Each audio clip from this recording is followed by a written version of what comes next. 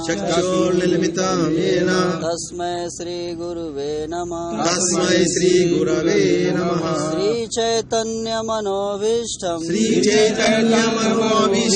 स्थापितं येन भूतले स्वयं रूपं कदा मह्यं ददाति स्वपदान्तिकं वाञ्छाकल्पतरुभ्यश्च कृपा सिन्धुभ्य एव च पतितानां पावनेभ्यो वैष्णवेभ्यो नमो नमः। जय श्री कृष्ण चैतन्य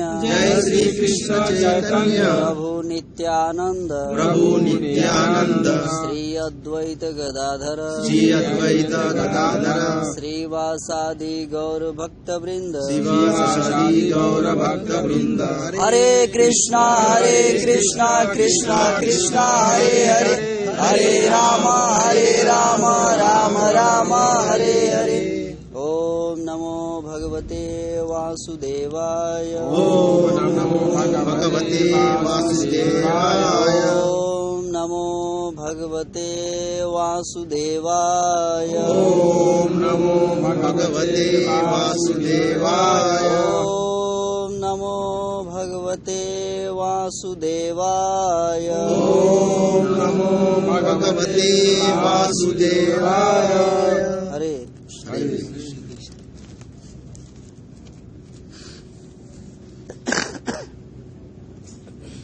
तो प्रभु जी कल एकादशी है, ठीक है प्रभु जी।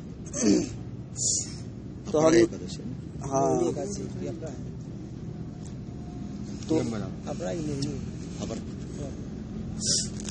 तो एकादशी का नाम है अपरा।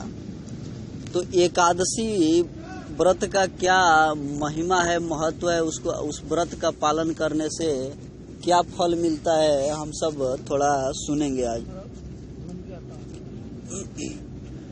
ज्येष्ठ मास के कृष्ण पक्ष में आने वाली अपरा एकादशी का वर्णन ब्रह्मांड पुराण में महाराज युधिष्ठिर और भगवान श्री कृष्ण के संवाद में आता है। जो ज्येष्ठ मास का कृष्ण पक्ष है, इसमें जो आने वाला अपरा एकादशी है, इसका वर्णन ब्रह्मांड पुराण में भगवान श्री कृष्ण और युधिष्ठिर महाराज के बीच में जो बातचीत होता है उसमें मिलता है। युधिष्ठिर महाराज ने भगवान श्री कृष्ण को पूछा, हे कृष्ण, हे जनार्दन, ज्येष्ठ कृष्ण पक्ष में आने वाली एकादशी का नाम क्या है? इसके महात्म्य के बारे में कृपया आप वर्णन करें। युधिष्ठिर महाराज भगवान श्री कृष्ण से पूछ रहे हैं, कह रहे हैं कि हे कृष्ण, हे जनार्दन, जो ये ज्येष्ठ मास का जो कृष्ण पक्ष में आने वाली एकादशी है, इसका नाम क्या है और इसका महात्म्य क्या है? आप कृपया क्या कीजिए, बताइए, इसका वर्णन कीजिए। भगवान श्री कृष्ण युधिष्ठिर महाराज को कहने लगे, हे महाराज युधिष्ठिर, आपने सचमुच बहुत ही समझदारी का और वास्तविकता से देखा जाए तो सबके लिए हितकारक प्रश्न पूछा है। युधिष्ठिर महाराज कह रहे हैं कि हे भगवान श्री कृष्ण कह रहे हैं कि हे युधिष्ठिर महाराज, आपने जो प्रश्न पूछा है ये सचमुच ये सबके कल्याण के लिए और सबके हित के लिए ये सर्वोत्तम है, सबके लिए ये प्रश्न हितकारी है। इस एकादशी का नाम अपरा है। जो भी इस व्रत का पालन करता है वह समस्त पापों से मुक्त होकर अमर्यादित पुण्य संचय करता है। और भगवान श्री कृष्ण कह रहे हैं कि ये जो एकादशी है इसका नाम अपरा है, और इस व्रत का जो पालन करता है सब पापों से क्या हो जाता है? मुक्त हो जाता है, छूट जाता है, और बहुत ज़्यादा पुण्य का संचय करता है। उसके जीवन में बहुत पुण्य इकट्ठा हो जाता है। इस व्रत के पालन से अनेक घोर पापों से, जैसे कि ब्रह्म हत्यारा, भ्रूण हत्या, दूसरों की निंदा करना, अनैतिक स्त्री पुरुष संग, झूठ बोलना, झूठी गवाही देना, अभिमान करना, पैसे के लिए अध्यापन तथा वेद पठन, अपनी मर्जी से ग्रंथ लिखना, साथ ही झूठे भविष्य कहने वाले, फंसाने वाले वैद्य मुक्त होते हैं। और कह रहे हैं भगवान श्री कृष्ण कि इस एकादशी का जो पालन करता है वो घोर पाप से उसकी मुक्ति होती है। जैसे कि गिना रहे हैं कि कोई ब्राह्मण का हत्या कर दिया हो, अगर ये व्रत का पालन करता है तो ब्रह्म हत्या उससे क्या हो जाता है, ब्रह्म हत्या से छूट जाता है। और भ्रूण हत्या जो गर्भ में ही शिशु को मार देता है, ऐसा कोई पाप किया रहेगा तो ये एकादशी का व्रत का पालन करता है तो पाप नष्ट हो जाता है। और कह रहे हैं कि दूसरों की निंदा करना, जो दूसरे का हमेशा बेइज्जती और निंदा करता रहता है, ऐसा व्यक्ति भी अगर इस व्रत का पालन करता है तो उससे छूट जाता है। और अनैतिक, जो पति पत्नी के अलावा और अलग स्त्रियों से संबंध बनाया है इस प्रकार से, तो ये व्रत का पालन करने से ऐसा पाप से वो छूट जाता है। और झूठ बोलना, कोई झूठ बोलता है या झूठी गवाही दे देता है तो ये सब पाप है। ये पापों से ये एकादशी व्रत का पालन करने से उसको मुक्ति मिल जाती है। और अभिमान करना कि हम इस प्रकार से हैं, ऐसे हैं, वैसे हैं, अपने आप में अभिमान करना, ये भी क्या है, एक तरह से पाप है। और कह रहे हैं कि पैसे के लिए अध्यापन करना, पैसे लेकर के पढ़ाना, जो कि पहले के समय में ये सब चलता था गुरुकुल में। तो राजा रहते थे, जैसे प्रहलाद महाराज को देखा जाए तो उनके पिताजी क्या थे, राजा थे, स्वर्गलोक के राजा थे, लेकिन गुरुकुल में उनको अपने घर से भेजे थे पढ़ने के लिए। जैसे भगवान रामचंद्र जी भी गए थे, तो गए थे और कैसे पढ़ते थे, तो गुरुजी पढ़ाते थे और उसके बदले में शिष्य क्या करते थे, गांव-गांव से घूम करके भिक्षा मांग कर लाते थे और लकड़ी लाते थे और उसी पे खाना बनाना, अपना प्रसाद भगवान को भोग लगाना और ऐसे ही। और दक्षिणा के बदले में कुछ गुरु मांगते थे तो उनको प्रसन्न किया जाता था। नित्य पैसा नहीं, लेकिन आजकल हर गली में स्कूल खुल रहा है। क्यों? एक तरह से बिजनेस बन गया है कि हमारा कितना से कितना कमाई है। तो वही कह रहे हैं कि पैसे के लिए जो ये करता है वो भी क्या है, पाप है। और जो पैसा ले करके और भगवान का कथा सुनाता है, वेद शास्त्र पढ़ाता है, वो भी क्या है, पाप है। और अपनी मर्जी से ग्रंथ लिखता है, जो भी शास्त्र है अपना मनमानी ढंग से लिखता है, तो ये सब पाप है। और ये पाप से बचने के लिए व्यक्ति को एकादशी व्रत का पालन करना चाहिए। और कह रहे हैं कि कोई कोई ऐसा है कि भविष्य देखने वाला झूठा भविष्य देखता है, किसी को ऐसे जैसे तैसे बता उता के और रख देता है। और फंसाने वाला वैद्य, कोई कोई ऐसा डॉक्टर है कि फंसा के रखता है मरीज को, तो ये भी क्या है, पाप है। तो कह रहे हैं कि ये जितने भी पाप हैं, अगर कोई ये अपरा एकादशी व्रत का पालन करता है तो उससे बच जाता है।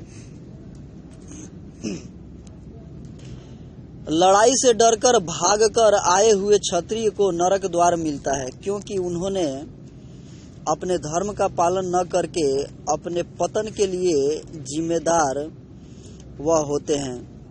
परंतु इस व्रत के पालन से वे क्षत्रिय स्वर्गलोक की प्राप्ति करते हैं। कह रहे हैं कि अगर लड़ाई हो रहा है और उसमें क्षत्रिय पीठ दिखा करके घर भाग गया तो वो क्या लगा है, वो पाप लगा है, उससे कहाँ जाता है, वो नरक लोक में जाता है। लेकिन भगवान श्री कृष्ण कह रहे हैं कि अगर वो अपरा एकादशी व्रत का पालन करता है तो उसको स्वर्ग की प्राप्ति हो जाती है।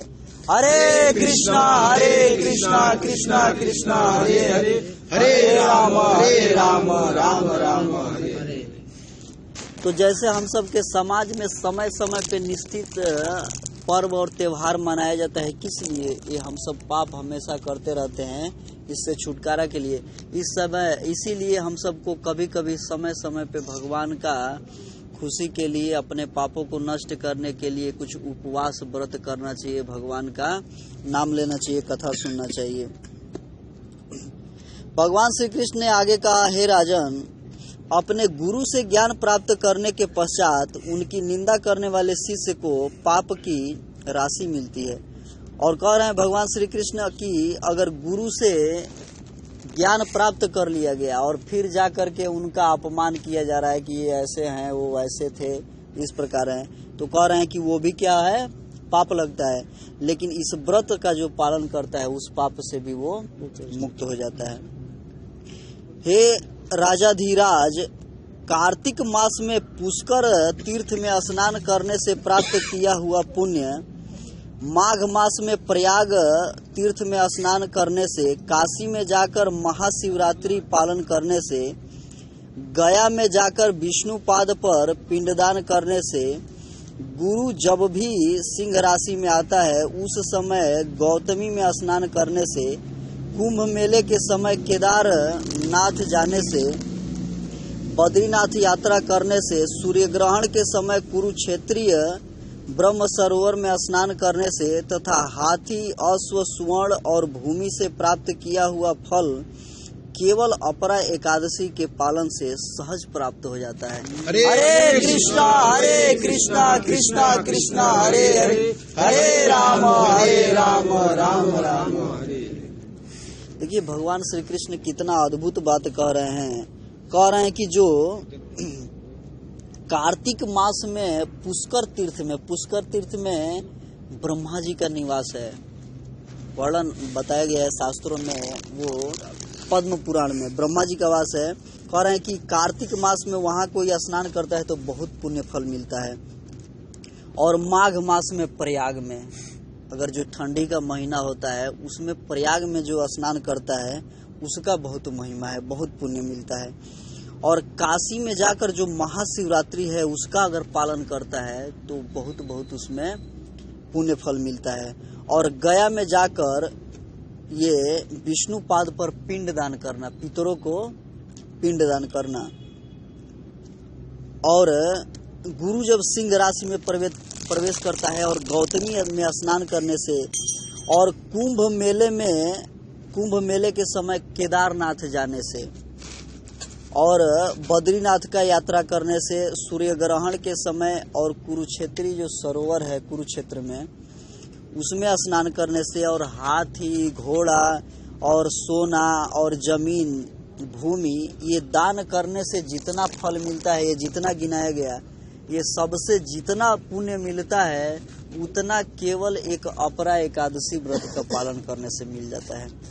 तो देखिए तीर्थ जाने में कितना पैसा खर्च है, मेहनत है।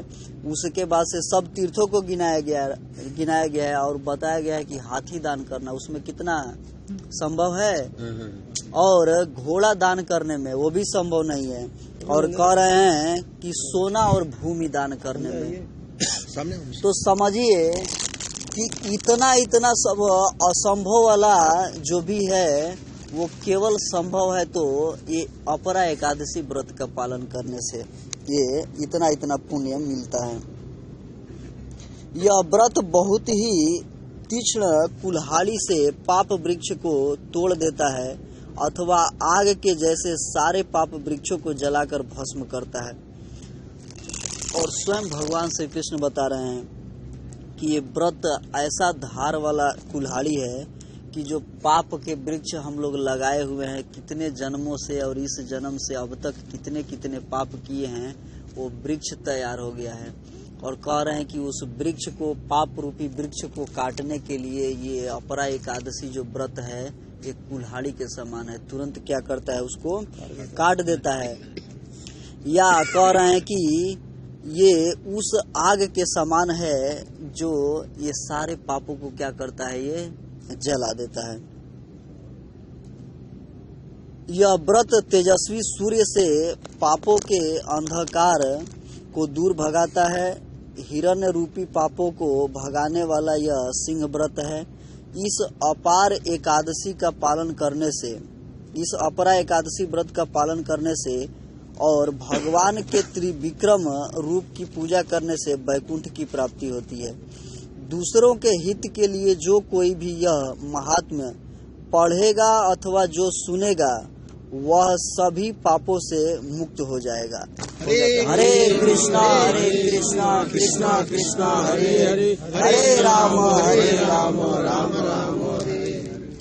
तो भगवान श्री कृष्ण युधिष्ठिर महाराज को कह रहे हैं कि जिस प्रकार से अंधकार रहता है लेकिन सूर्य का उदय होता है तो सारा अंधकार क्या हो जाता है, मिट जाता है। वैसे ही ये एकादशी व्रत जितना भी पाप रहता है वो क्या करता है, वो सब पाप को जला देता है और हृदय में उजाला का प्रकाश आता है। और कह रहे हैं कि एकादशी के, ये जो अपरा एकादशी के दिन जो त्रिविक्रम रूप मूर्ति भगवान का पूजा करता है उसको वैकुंठ की प्राप्ति होती है। और जो दूसरे के हित के लिए इस कथा को सुनाता है, पढ़ता है या सुनता है, वो सभी पापों से मुक्त हो जाता है। तो देखिए, भगवान का भजन साधन में केवल हम लोगों का पाप ही नष्ट होता है और पुण्य मिलता है। भगवान का भजन साधन करने में इतना फल है, लेकिन दुर्भाग्य है हम सब कलयुग में सब मनुष्यों का कि ये भी सुनना पसंद नहीं किया जाता है इस प्रकार से। तो ये केवल सुनने से बता रहे हैं इतना फल है, सारा पाप नष्ट होता है। तो इसलिए हम सब आपसे यही निवेदन करेंगे कि एक एकादशी व्रत का पालन कीजिए। और जो इसके बाद वाला आने वाला है वो है निर्जल एकादशी। 16 तारीख को इंडिया में है और 17 को यहाँ दुबई में, ठीक है। 16 को भी है, 15 16 को कैलेंडर में है। तो इस प्रकार से जो 16 को है वो इंडिया में बता सकते हैं और जो 17 को है वो यहाँ रख सकते हैं। और निर्जल एकादशी में जो एक महीने में 2 एकादशी आती है, तो जो 1 साल तक एकादशी व्रत का पालन करता है हर महीने में 2, और पूरा 1 साल का एकादशी का जितना फल मिलता है उतना ही फल एक निर्जला एकादशी करने में मिल जाता है। उसको बोलते हैं पांडव एकादशी या भीमसेनी एकादशी। जब भीमसेन जी व्रत नहीं कर सकते थे तो युधिष्ठिर महाराज से पूछे तो उनको व्यास जी ऐसा बताए कि ऐसा है कि आप कह रहे हैं कि हमको भूख बहुत लगता है, आग हमारे पेट में बर्दाश्त नहीं होता, तो इसलिए उनको सलाह दिया गया कि ठीक है आप निर्जल कीजिए, साल में एक ही रखिए लेकिन पानी तक नहीं पीना है। तो इसलिए अगर जिनको व्रत का पालन करना है, ड्यूटी कठिन है तो छुट्टी मार सकते हैं, क्योंकि 1 साल का अगर पुण्य एक दिन में लेना है तो कुछ तपस्या और कुछ कष्ट तो उठाना पड़ेगा। उस दिन जुम्मा ही आ रहा है, फ्राइडे तो इसलिए प्रयास करके कोशिश करके रखना चाहिए। और देखिए, ये भेदभाव नहीं है कि एकादशी व्रत एक बार कर लिए तो अब हरदम करना ही है, ऐसा कुछ नहीं है। लेकिन संभव हो सके जितना होगा उतना ही अच्छा है, ठीक है।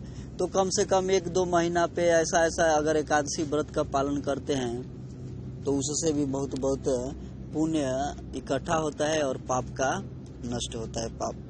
यहाँ कैलेंडर में देखा निर्जल है 16 तारीख को था,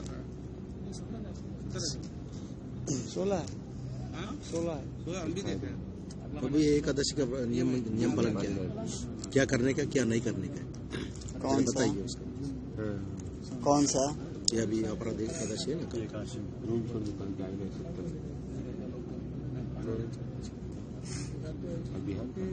नहीं, इसमें कुछ देखिए नियम कानून ये है, जैसे ब्रश करने का है, साबुन लगाने का, कुछ तेल नहीं लगाने का, ऐसा कुछ है।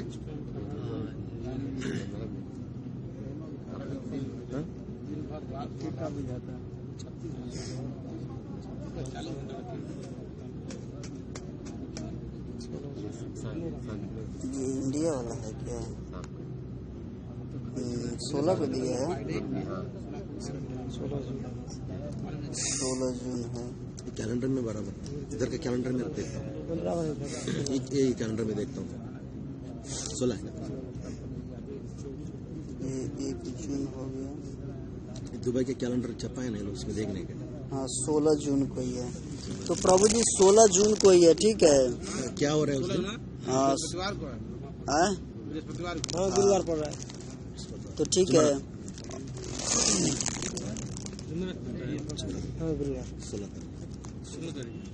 17 जुम्मा है, 17 को पारान जुम्मा। हरे कृष्णा प्रभु जी।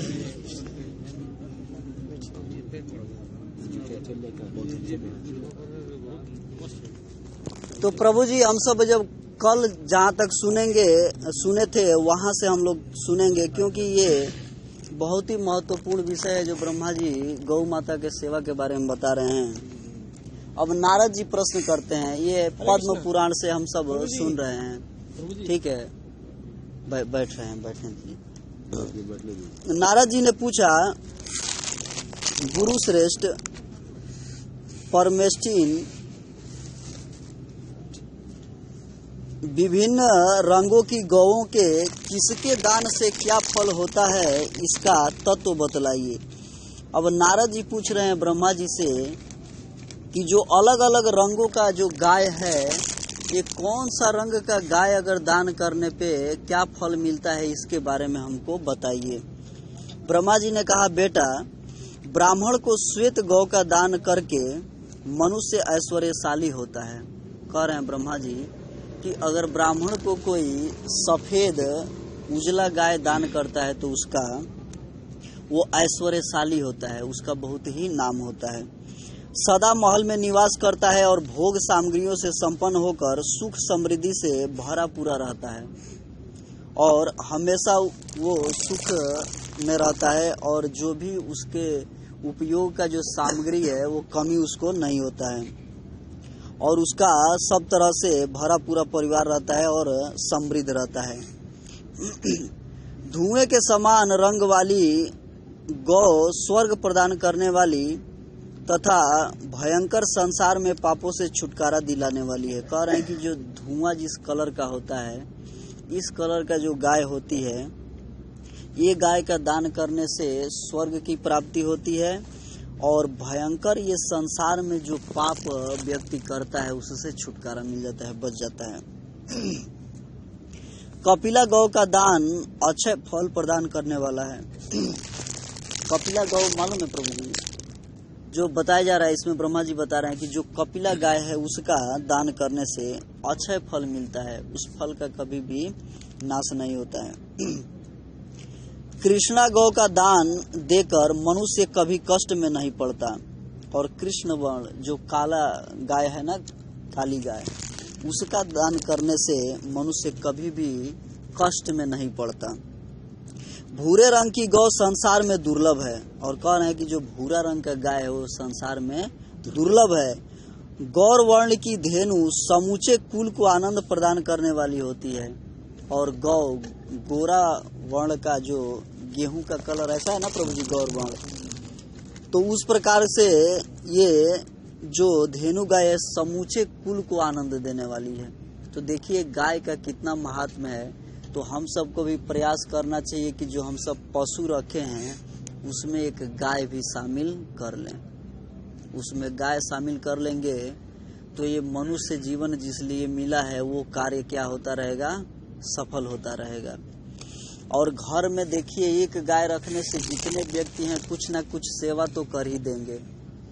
कोई उसके लिए घास डाल देगा, कोई पानी डाल देगा। इसमें तो ऐसा बताए हैं ब्रह्मा जी की कोई दूसरे को भी गाय को अगर घास खिलाता है तो उसका भी बहुत पुण्य मिलता है और बहुत पाप नष्ट होता है। इस प्रकार से तो ये हम सबको प्रयास रखना चाहिए कि जो भी पशु हैं उसमें गाय एक शामिल करें। लाल नेत्रों वाली गौ रूप की इच्छा रखने वाले पुरुष को प्रदान करती है, पुरुष को रूप प्रदान करती है। जो लाल नेत्र की लाल आंख वाली जो गाय है उसका दान करने से व्यक्ति रूपवान होता है। नीली गौ धनाभिलाषी पुरुष की कामना पूर्ण करती है, और जो नीला कलर का गाय है जिसको धन चाहिए अगर उसका दान करता है तो उसको धन की प्राप्ति होती है। एक ही कपिला गौ का दान करके मनुष्य सारे पापों से मुक्त हो जाता है। हरे कृष्णा कृष्णा कृष्णा हरे हरे, हरे राम राम राम हरे। तो कह रहे हैं ब्रह्मा जी कि एक जो कपिला गाय है वो केवल एक ही दान करने से व्यक्ति का सारा पाप जो है वो नष्ट हो जाता है। बचपन, जवानी और बुढ़ापे में जो पाप किया गया है क्रिया से, वचन से तथा मन से, भी जो पाप बन गए हैं उन सबका कपिला गौ के दान से क्षय हो जाता है। देखिए कह रहे हैं ब्रह्मा जी कि पाप हर व्यक्ति करता है। कह रहे हैं कि बचपन से। अब बचपना का मतलब ये नहीं हो गया कि उसको बुद्धि नहीं है और जो गलती कर रहा है तो उसका पाप नहीं लगेगा, उसका भी पाप क्या है लगता है। यहाँ पे कह रहे हैं कि बचपना में अगर पाप किया हो या जवानी में किया हो या बुढ़ापे में किया हो, जो भी ये पाप किया हो किससे, कर्म से, शरीर से, वचन से, बोल करके और मन से, अगर ये पाप किया है, अगर वो कपिला गौ का दान कर देता है तो ये पापों से मुक्त हो जाता है, छूट जाता है। कपिला एक गौ का मतलब वो नस्ल है, लेकिन हम सबको भी मालूम नहीं है वो कपिला कलर कैसा रहता है उसका? कलर कैसा है? और दाता पुरुष विष्णु रूप होकर बैकुंठ में निवास करता है और वो व्यक्ति बैकुंठ में भगवान विष्णु के लोक को जाकर के वो निवास करता है। जो 10 गौवें दान करता है तथा जो भार ढोने में समर्थ एक ही बैल दान करता है, उन दोनों का फल ब्रह्मा जी ने समान ही बतलाया है। प्रभु जी सुनिए। हरे कृष्ण प्रभु, कल के लिए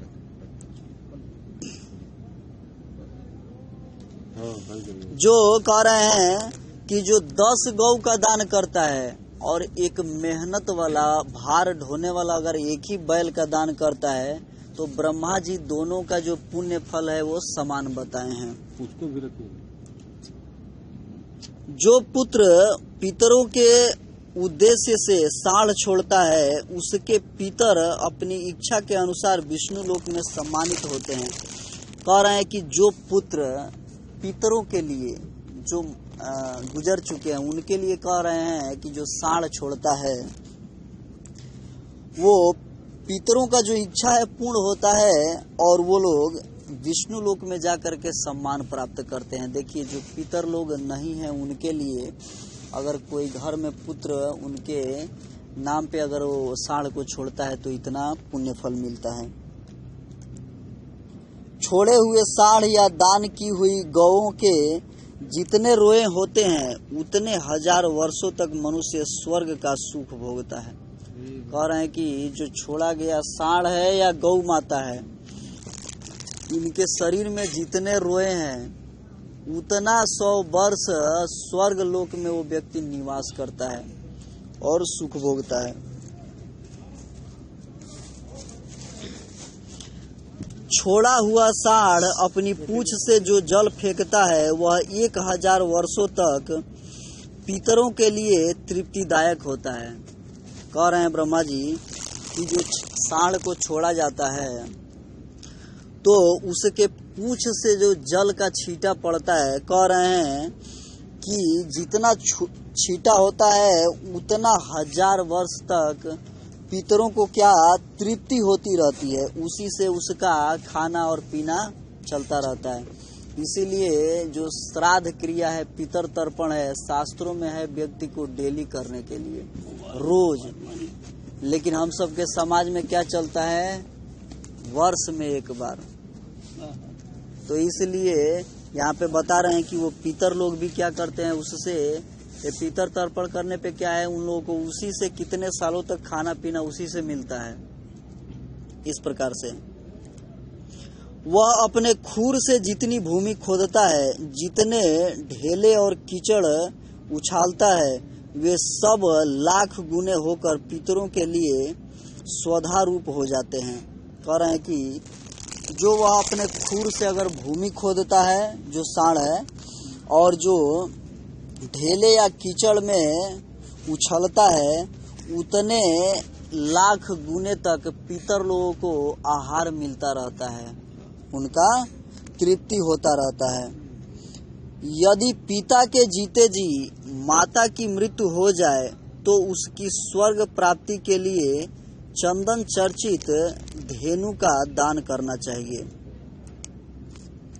कह रहे हैं कि पिताजी जीवित हैं और माताजी का अगर मृत्यु हो जाए तो उसकी स्वर्ग की प्राप्ति के लिए, माता के स्वर्ग के प्राप्ति के लिए चंदन लगा करके और ऐसा गाय का दान करने से उनको स्वर्ग की प्राप्ति होती है। ऐसा करने से दाता पितरों के ऋण से मुक्त हो जाता है तथा भगवान श्री विष्णु की भांति पूजित होकर अक्षय स्वर्ग को प्राप्त करता है। कह रहे हैं कि जो ऐसा देने वाला है, दान करने वाला है, वो पितर ऋण से क्या होता है, मुक्त हो जाता है। तो हम सब समझते हैं कि कुछ कर्ज लिए हैं किसी से पैसा, वही कर्ज है, लेकिन वास्तव में कर्ज है पितर लोगों का। और शास्त्रों में बताया गया है पितर का कर्ज तभी उतरता है जब घर में एक संतान आता है। घर में जब तक संतान नहीं रहेगा तब तक पितर कर्ज नहीं उतरता है। तो वही यहाँ पे बात बता रहे हैं कि वो जो देने वाला है पितर ऋण से मुक्त हो जाता है और भगवान विष्णु के भांति वो पूजित हो करके और स्वर्ग में अक्षय स्वर्ग की प्राप्ति करता है। सब प्रकार के शुभ लक्षणों से युक्त प्रति वर्ष बच्चा देने वाली नई दुधार गाय पृथ्वी के समान मानी गई है। कह रहे हैं कि जिस गाय का लक्षण शुभ हो और शुभ लक्षण से युक्त हो और प्रति वर्ष बच्चा देती है और नई गाय हो और दुधारू हो, दूध देने वाली हो, ये पृथ्वी माता के समान गौ माता को माना गया है। उसके दान से भूमि दान के समान फल होता है और ऐसा गौ का दान करने से जितना भूमि दान का फल मिलता है वही फल गौ माता के दान करने पे मिलता है।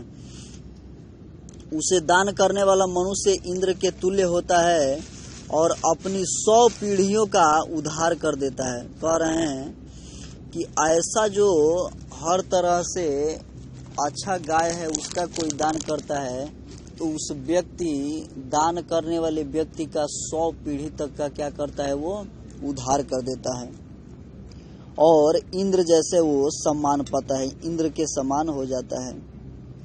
जो गौ का हरण करके उसके बछड़े की मृत्यु का कारण बनता है वह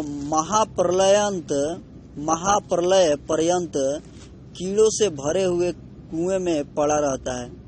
और ब्रह्मा जी कह रहे हैं कि अगर कोई व्यक्ति गाय को चोरी कर लेता है और अभी बच्चा दूध पी रहा है, अगर ऐसे में अगर उस बच्चे की मृत्यु हो जाती है बछड़े की, तो जो गाय का चोरी करता है उसको महाप्रलयंत तक, जब तक प्रलय नहीं होगा, महाप्रलयंत बहुत समय बाद होता है, कई करोड़ों वर्ष, तब तक कह रहे हैं कि वो कीड़े के कुएं में पड़ा रहता है।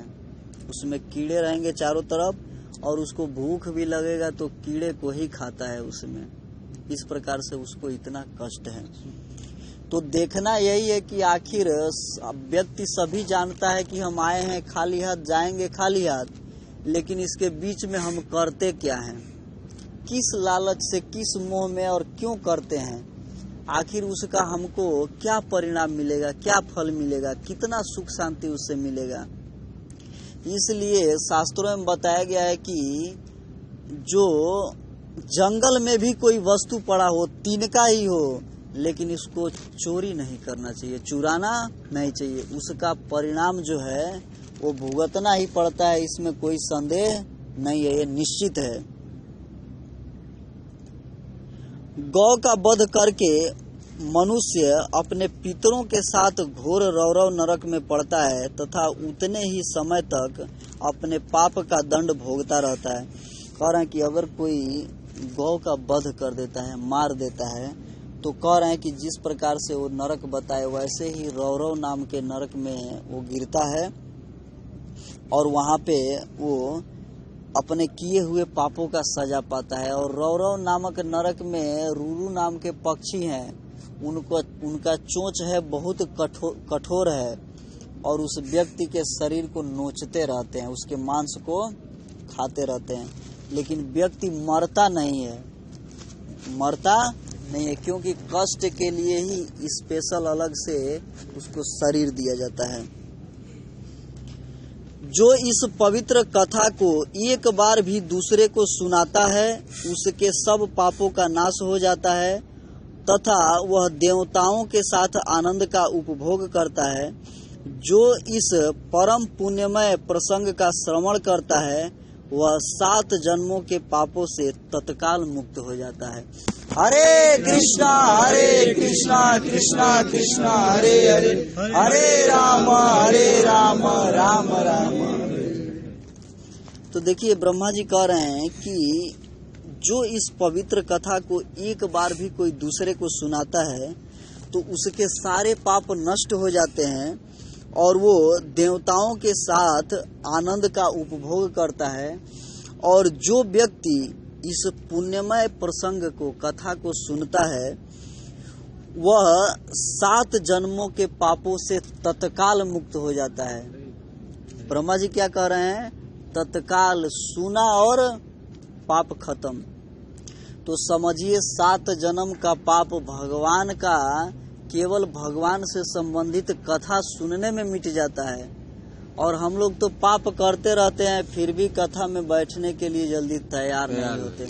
केवल सुनने से आदमी कैसा है कैसा नहीं उससे मतलब नहीं है, केवल बैठ करके भगवान की कथा, भगवान से संबंधित कथा को सुनने में ये लाभ है। तो इस प्रकार से और भी देखिए बताया गया इसमें कि ब्राह्मण का क्या कर्तव्य होना चाहिए। तो नारद जी पूछ रहे हैं, पिताजी जिस आचरण से ब्राह्मण के ब्रह्म तेज की वृद्धि होती है वह बताइए। तो ब्रह्मा जी कह रहे हैं कि बेटा नारद, श्रेष्ठ ब्राह्मणों को चाहिए कि वह प्रतिदिन कुछ रात रहते ही बिस्तर से उठ जाए। ब्राह्मण के लिए बता रहे हैं कि बेटा नारद, जो श्रेष्ठ ब्राह्मण है, जो श्रेष्ठ है, कह रहे हैं कि कुछ अभी रात रहे तो ही अपना बिस्तर से क्या करना चाहिए, उसको उठ जाना चाहिए।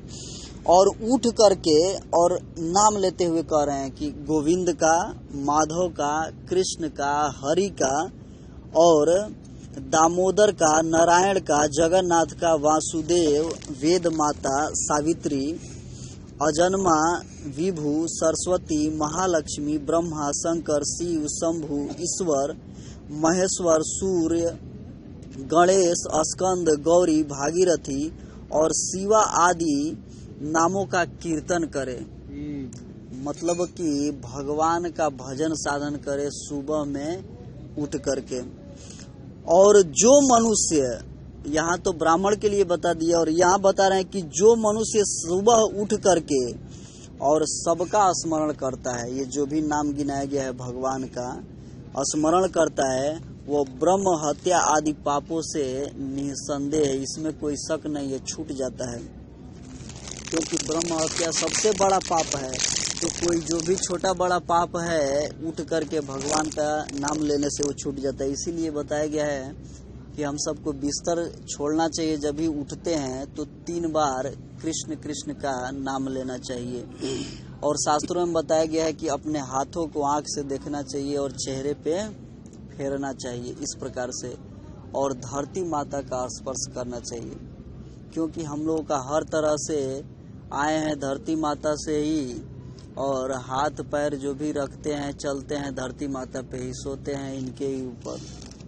तो इसलिए तो भगवान का नाम लेने से, इसलिए बताया गया है कि अगर 1000 बार कोई भगवान विष्णु का नाम लेता है और 3 बार कोई राम का नाम लेता है तो वो बराबर है। अगर कोई 3 बार भगवान राम का नाम लेता है और कोई 1 बार भगवान कृष्ण का नाम लेता है तो वो बराबर है।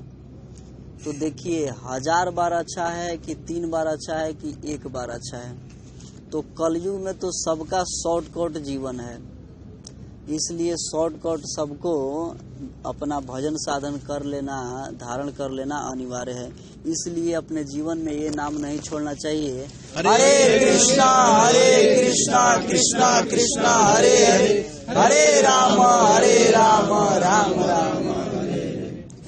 ये अपने जब तक सांस चले तब तक ये नाम को हम लोग ये ध्यान रखना है कि कुछ भी भूल जाएं लेकिन ये नाम नहीं भूलना चाहिए।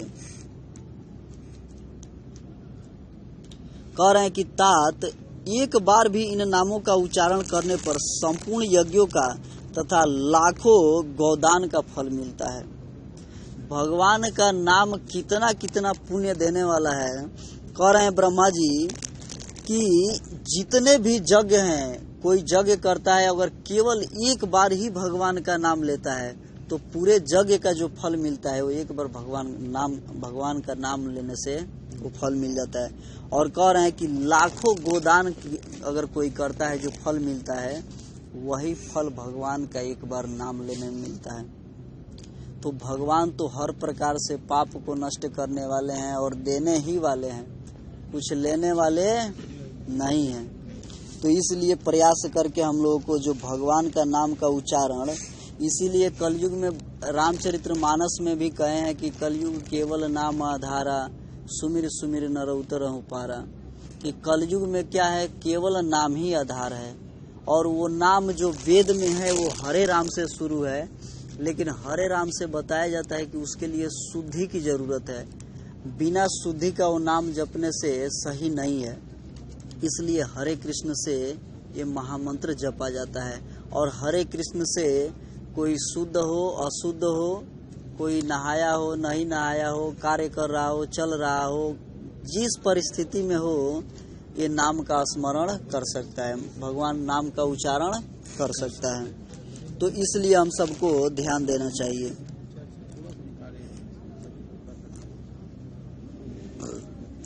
और कह रहे हैं इस प्रकार उपर्युक्त नामों का उच्चारण करके गांव से बाहर दूर जाकर, प्रभु जी ध्यान से सुनिए, कह रहे हैं कि ये नाम का उच्चारण करके और गांव से बाहर दूर जाकर साफ सुथरे स्थान में मलमूत्र परित्याग करें।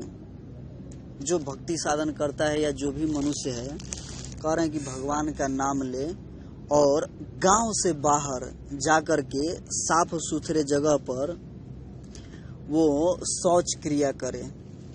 तो आज हम सब समाज में देख रहे हैं कि घरे में सब व्यवस्था हो गया है। इसमें ब्रह्मा जी बता रहे हैं कि गांव से बाहर जाना चाहिए, किसके लिए, शौच करने के लिए, दीर्घ शंका के लिए, पेशाब करने के लिए लघु शंका बोला जाता है, और जो शौच के लिए जाते हैं उसको दीर्घ शंका। तो कह रहे हैं कि गांव से बाहर दूर जाना चाहिए और साफ सुथरा स्नान या स्थान पे क्या करना चाहिए, मल मूत्र त्यागना चाहिए। जैसे प्रभु जी लिखा है, पप्पा पवन, पप्पा पानी, पप्पा पुटना, हाँ जी, ऐसे पप्पे 5 लिखे हैं। हाँ जी, कि पवन जिधर से आता है उधर से बैठना चाहिए। हाँ जी, जल भी नाल खड़ना चाहिए और पुटना चाहिए, टोया पुट के, और उसको पूर भी देना चाहिए कि वो किसी को दिखाई ना दे और उसका मन खराब ना।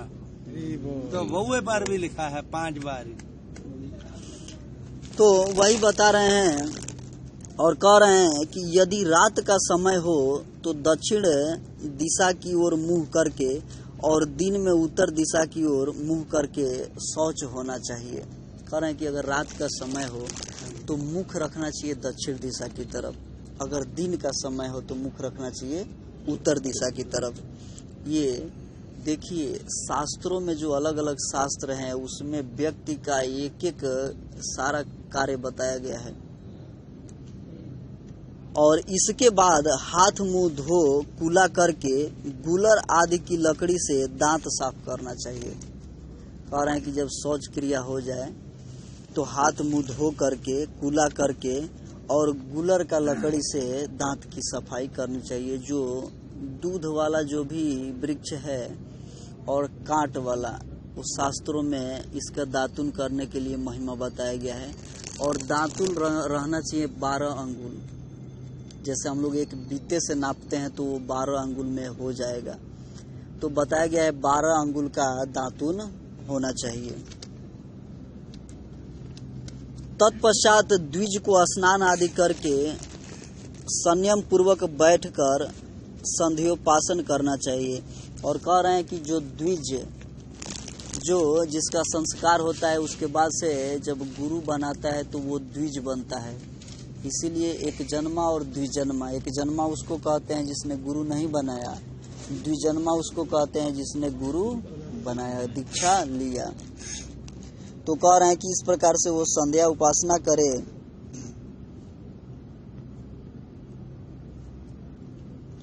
और प्रतिदिन के स्नान की विधि इस प्रकार है। अपने ज्ञान के अनुसार यत्न पूर्वक स्नान विधि का पालन करना चाहिए। पहले शरीर को जल से भिगोकर फिर उसमें मिट्टी लगाए। कह रहे हैं कि स्नान करने का जो विधि है वो अपने ज्ञान के अनुसार और प्रयत्न पूर्वक पहले शरीर को जल से भिगाना चाहिए और इसमें क्या करना चाहिए, मिट्टी लगाना चाहिए। मिट्टी क्या बताया गया है, मिट्टी को शुद्ध बताया गया है। शास्त्रों में जो मिट्टी है उसको शुद्ध बताया गया है। इसीलिए देखिए पहले के या अभी भी जो भी हम सबका पूजा सामग्री होता है तो ज्यादातर मिट्टी का बर्तन आता है।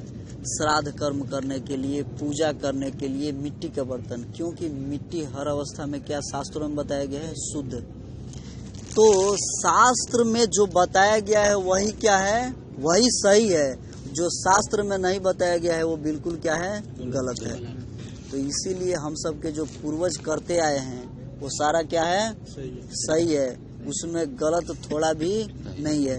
लेकिन आज का समाज ऐसे हो गया है कि नई पीढ़ी कहती है कि यारे अब वहीं पे पड़े रहेंगे कि और ऊपर बढ़ेंगे और आगे उठेंगे, और आगे उठ रहे हैं कि हर तरह से नीचे ही गिर रहे हैं। इस प्रकार से हो रहा है।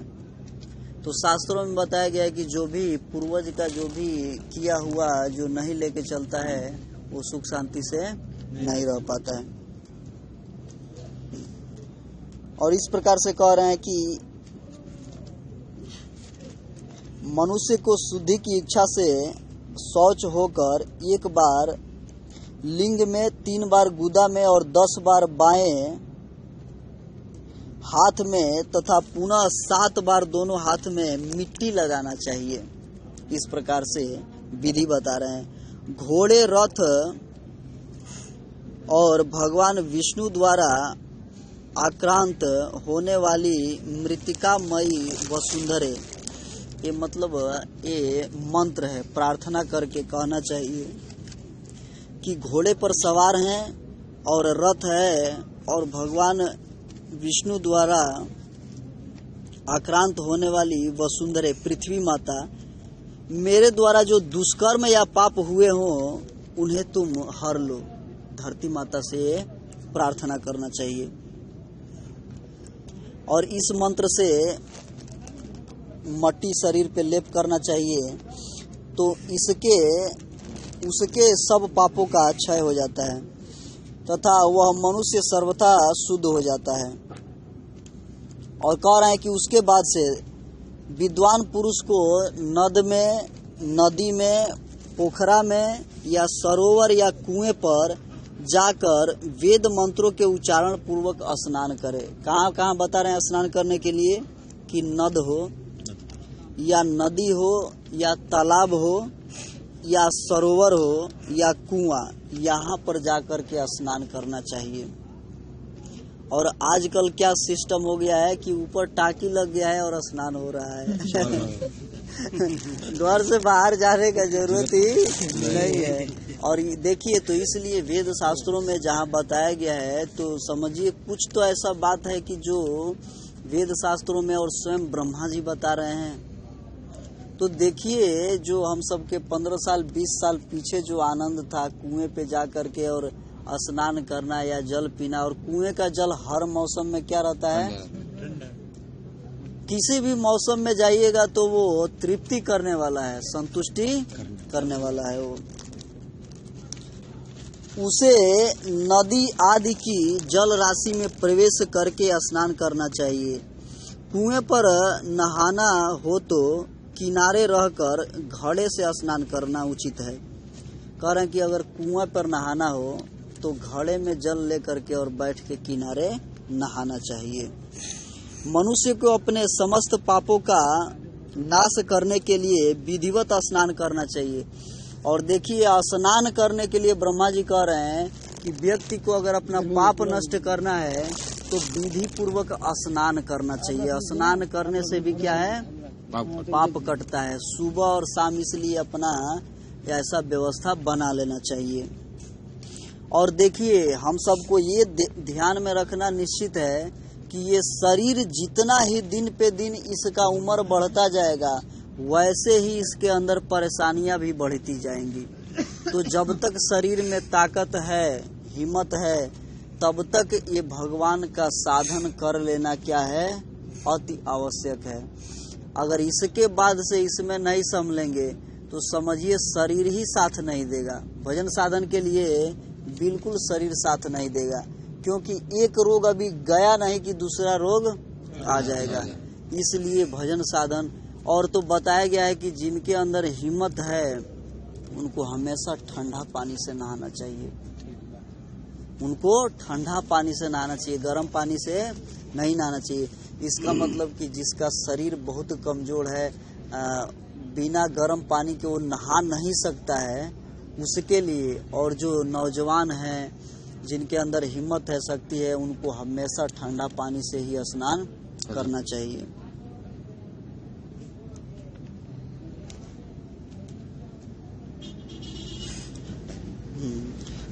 जो ब्राह्मण सदा प्रातः काल स्नान करता है वह विष्णु लोक में प्रतिष्ठित होता है।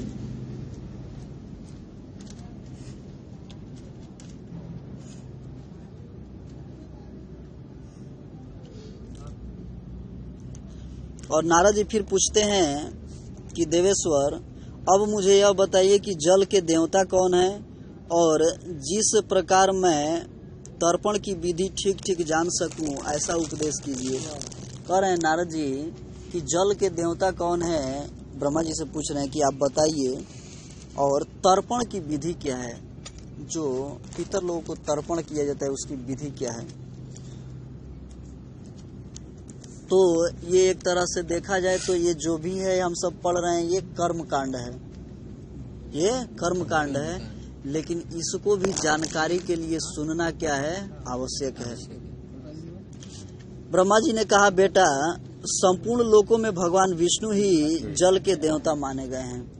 प्रभु जी सुनिए ध्यान से, बता रहे हैं ब्रह्मा जी कि बेटा नारद, जो संपूर्ण लोकों के भगवान विष्णु हैं वही जल के देवता माने गए हैं, और अतः जो जल से स्नान करके पवित्र होता है उसका भगवान विष्णु कल्याण करते हैं।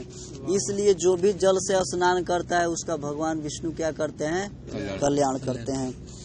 एक बूंद जल पीकर भी मनुष्य पवित्र हो जाता है, और एक बूंद भी अगर जल पीता है कोई व्यक्ति तो वो पवित्र हो जाता है।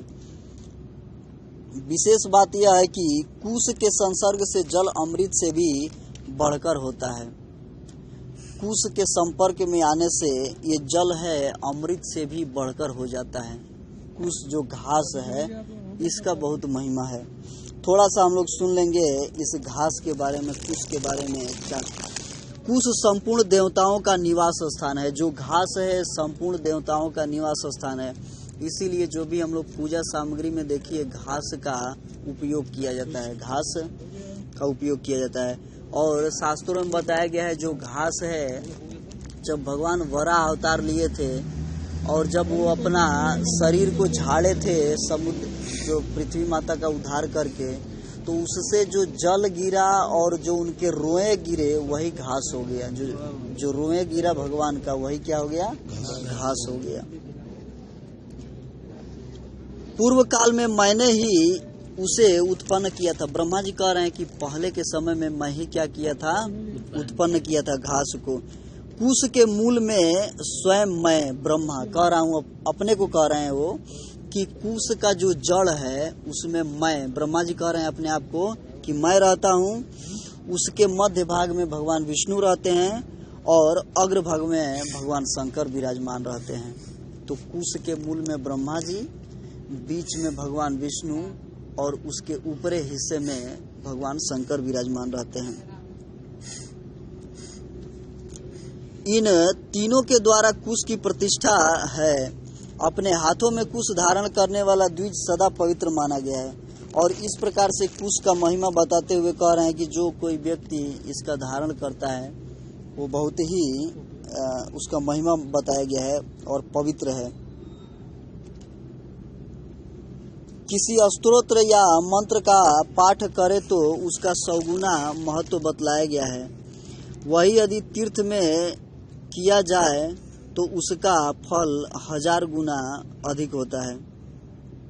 कह रहे हैं कि अगर कुश धारण करके हाथ में अगर वही तीर्थ स्थानों में अगर कुछ तर्पण किया जाए पितरों को तो वो 1000 गुना ज्यादा फल मिलता है उससे, तीर्थ स्थानों में जाकर के। कुश, काश, दुर्बा, जौ का पत्ता, धान का पत्ता, बलवज और कमल, ये 7 प्रकार के कुश बताए गए हैं। इनमें पूर्व कुश अधिक पवित्र माने गए हैं। ये सभी कुश लोक में प्रतिष्ठित हैं। ये 7 कुश बताए गए हैं और 7 महत्वपूर्ण है, लेकिन इसमें जो मेन है घास, ये जो कुश है ये ज्यादा महत्वपूर्ण है।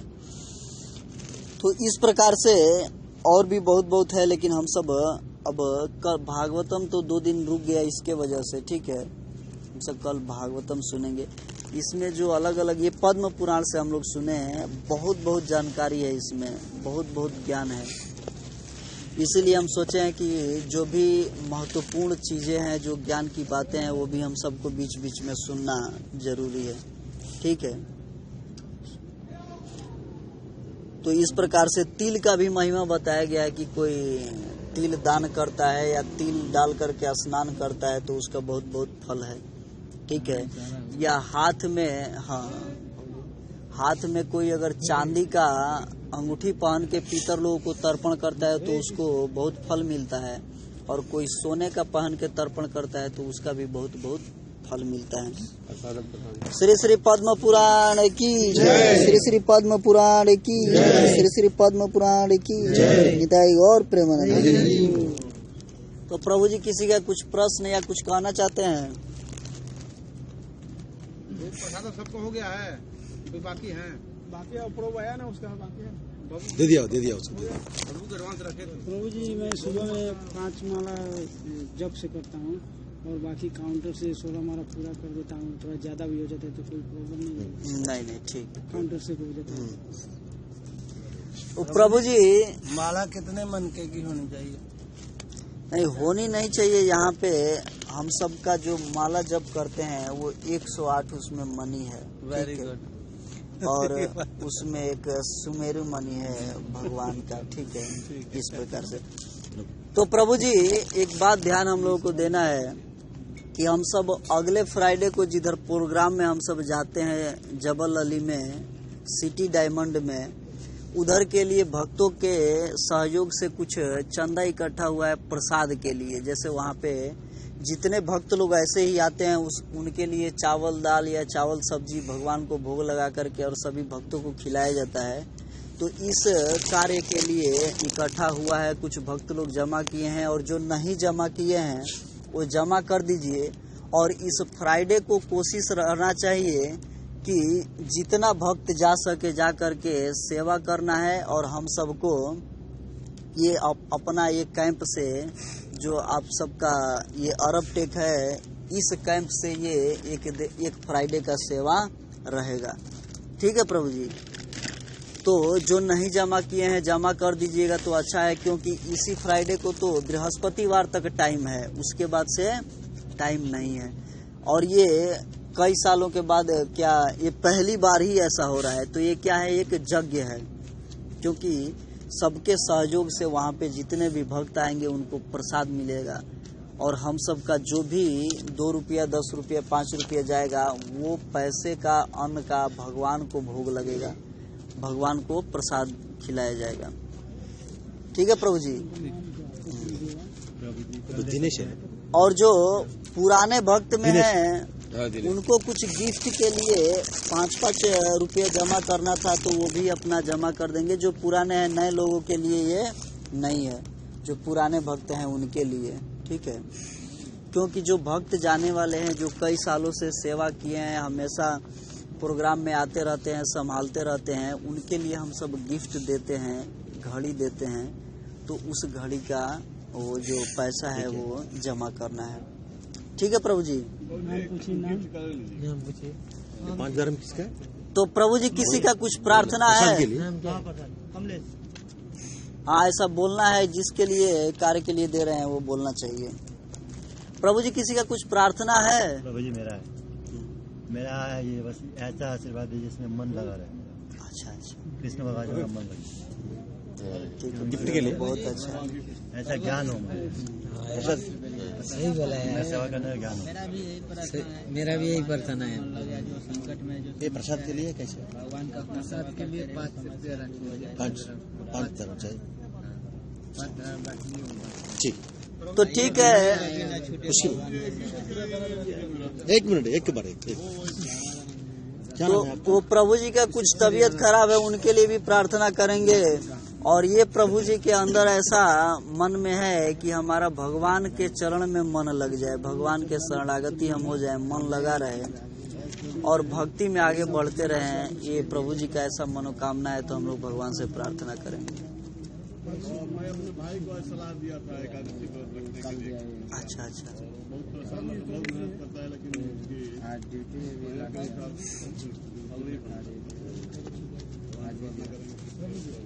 अच्छा अच्छा।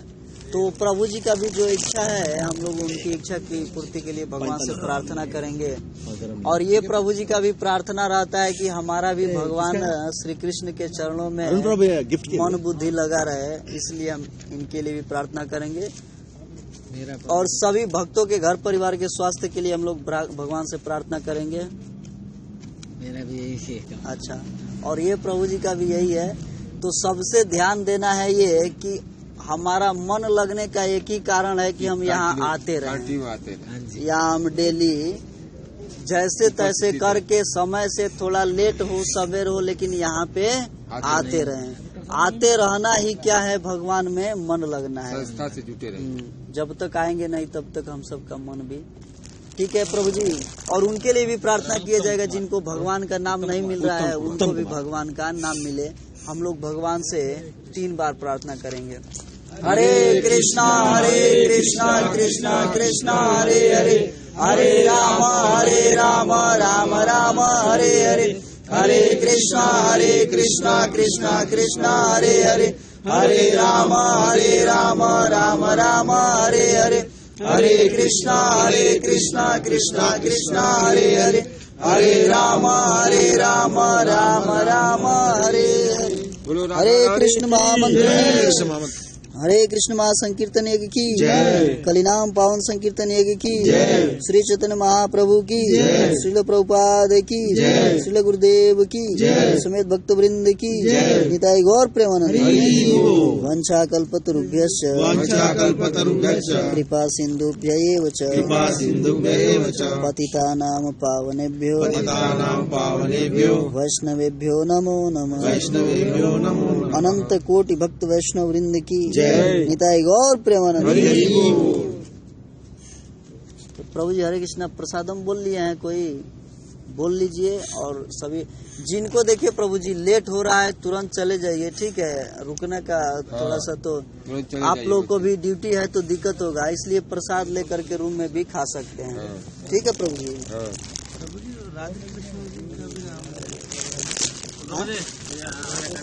तो बोल दीजिए, सभी भक्त बोल लेंगे प्रभु जी। राधे जो तेरा नाम पहले लेगा, एक 5 रुपया और रखा हुआ है, प्रभु को दे दो। ठीक है ना। कहाँ था ना, रखिए गुप्त दान में लिखिए उसको, गुप्त दान लिखिए। विकास नाम बोला दीजिए, विकास नहीं बहुत अच्छा है, सही है। सही इतवार ना है। हाँ हरे कृष्ण प्रभु। दूसरा दिन नाम लेगा। हरे कृष्ण दूसरा दिन नाम लेगा। हाँ ठीक है आराम कीजिए। बोलना है तो हाँ सही। आज नहीं तो कल प्रभु जी कल करताल भी चाहिए। ठीक है, जुमेरात को भी दे सकते हैं, हरे कृष्ण प्रभु जी। कल देगा तो अच्छा है। एक दिन पहले थोड़ा जाएगा जमा हो। घर कहाँ पर है? लक्ष्मी नहीं है आपके पास? अभी है, लेकिन कितना चाहिए? हरे कृष्ण हरे कृष्ण। रिकॉर्डिंग में हो गया है।